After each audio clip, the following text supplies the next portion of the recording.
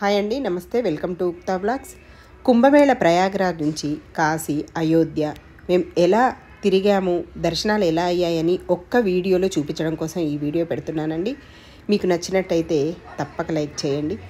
మేము అన్నీ ప్యాక్ చేసుకున్నామండి. ప్యాక్ చేసుకొని కారు అంత దూరం వెళ్తుంది కదా, దానికోసం ఒక కొబ్బరికాయ కొట్టుకొని బయలుదేరామండి. ఇంటి దగ్గర నుంచి 3:30 ఆ ప్రాంతంలో బయలుదేరామండి. కరీంనగర్ దాటేసరికి 6 అయిందండి. అక్కడ కాస్త పిల్లలు మేము అందరం కలిసి కాస్త స్నాక్స్ తీసుకొని మళ్ళీ అక్కడి నుంచి మేము బయలుదేరామండి. తెలంగాణ, మహారాష్ట్ర, మధ్యప్రదేశ్, ఉత్తరప్రదేశ్ దాకా వెళ్ళేసరికి మాకు 20 గంటల ప్రయాణం పట్టిందండి. ప్రయాగ్రాజ్లో ట్రాఫిక్ జామ్లో కాకుండా మాకు 20 గంటల సమయం పట్టిందండి అక్కడికి వెళ్ళేసరికి. మధ్యలో ఒక పెట్రోల్ బంక్ దగ్గర ఆగి ఇలా మేము తీసుకువెళ్ళిన అన్ని రకాలు భోజనాలు చేసామండి. తిని మళ్ళీ బయలుదేరాము. మధ్యలో టీ బ్రేక్ కూడా ఆగామండి. చాలాసార్లు, ఒక 2-3 సార్లు ఆగాము. తర్వాత మార్నింగ్ అయిపోయింది. తెల్లవారుజామునే పల్లెటూళ్ళలోంచి లోపలికి వచ్చామండి. ప్రయాగ్రాజు కనీసం 50 కిలోమీటర్ల నుంచే బాగా ట్రాఫిక్ జామ్ ఉంది.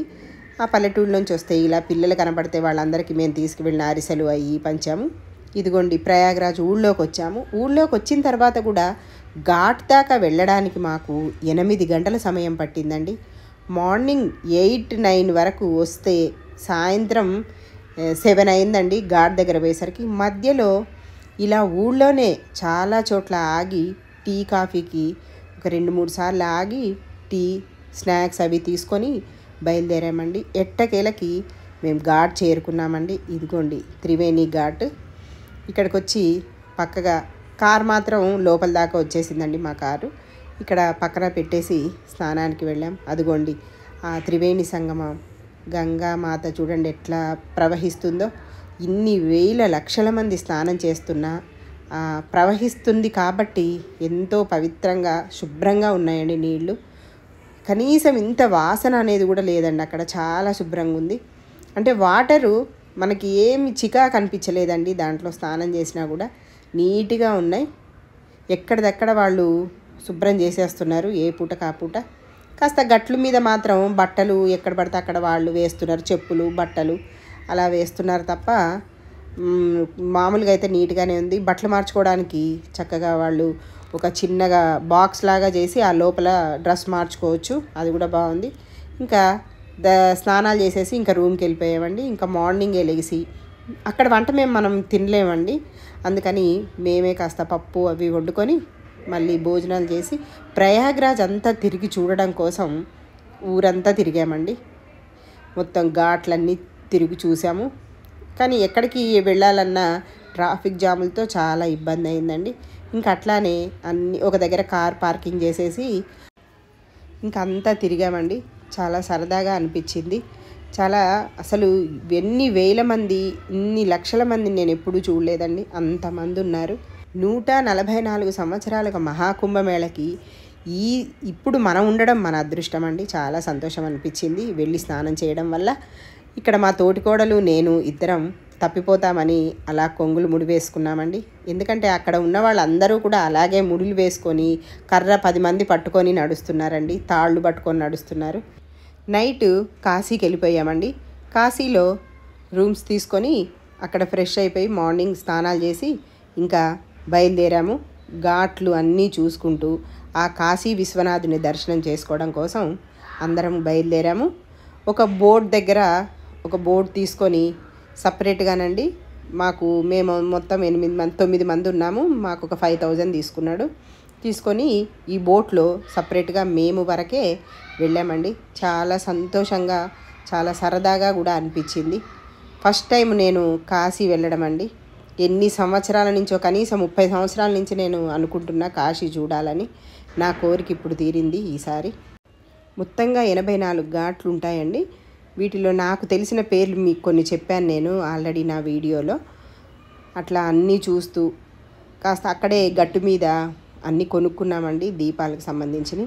మేము మధ్యలోకి వెళ్ళిన తర్వాత ఆ గంగమ్మకి దీపాలు కూడా వదిలాము. చాలా సంతోషం అనిపించింది.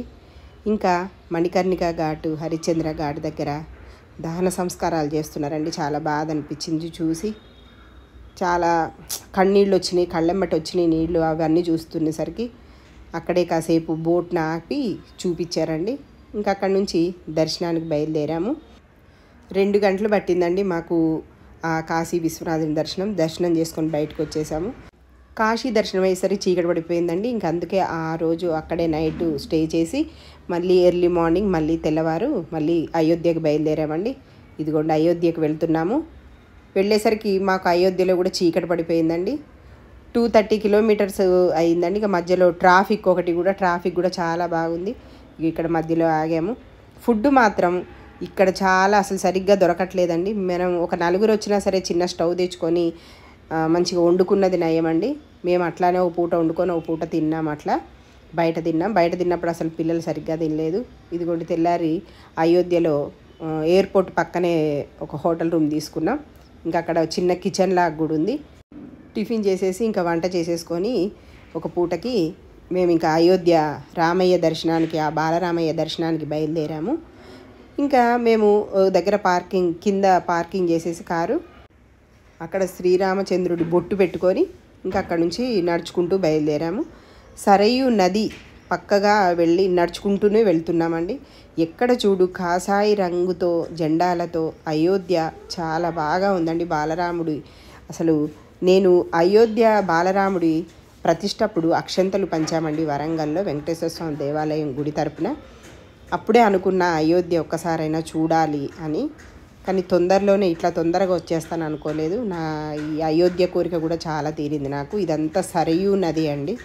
ఈ సరయూ నది నుంచి లోపల దాకా నడిచాము. ఇంకా గుడి వచ్చేస్తుంది 3 కిలోమీటర్లు 4 కిలోమీటర్లు నడిచామని అనుకున్నామండి.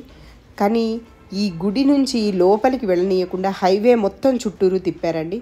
మొత్తం కలిపి ఇవి 3 అవి ఒక 10 కిలోమీటర్స్ నడిచామండి. ఇగో ఇంతమంది జనాలతో ఇంకా భజనలు చేసుకుంటూ ఇంకా అట్లానే వెళ్ళామండి.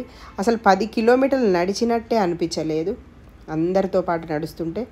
ఇంకా లోపలికి ఆ బాలరామయ్య దర్శనానికి లోపలికి వెళ్ళి ఇంకా కడుతూనే ఉన్నారండి అయోధ్య దేవాలయము. ఇంకా వర్క్ జరుగుతూనే ఉంది. కొన్ని వేల లక్షల మంది అండి చూడండిగా ఎంత జనమో. ఇంక ఇక్కడ ఏ విఐపి అట్లా ఏం లోపల పంపించట్లేదండి. ఒకటే లైను. ఈ లైన్ నుంచి లోపలికి స్వామివారిని దర్శనం చేసుకోవాలి, ఆ రామయ్య బయటికి రావాలి. ఇంకా అట్లా చూడండి ఎంత బాగుందో గుడి. చుట్టూరు కడుతూనే ఉన్నారండి ఇంకా దేవాలయాన్ని. చాలా బాగుంది గుడి మాత్రం. మేము కూడా అందరం కలిసి లోపలికి వెళ్ళి ఆ ప్రతి ఒక్కళ్ళు జై శ్రీరామ్ అని అరుస్తూనే ఉన్నారండి. అసలు చాలా బాగా అనిపించింది బాలరామయ్యని నిజంగా చూడడం. మంచిగా అనిపించింది. అక్కడ ఫోన్ ఎలో ఉందండి. కానీ జనాలతోని సరిగ్గా ఎవ్వరూ కూడా ఏదో తీస్తున్నారు తప్ప తోసుకోవడమే సరిపోయింది. అయినా సరే కొంచెంగా నేను ఆ బాలరామయ్యని వీడియో తీశానండి దూరంగా. ఇదిగోండి స్వామివారు. అక్కడి నుంచి మేము వరంగల్ బయలుదేరామండి. ఈ వీడియో మీకు నచ్చినట్టయితే లైక్, షేర్, సబ్స్క్రైబ్ చేయండి. తప్పక కామెంట్ చేయండి. జై శ్రీరామ్, జై శ్రీరామ్, జై శ్రీరామ్.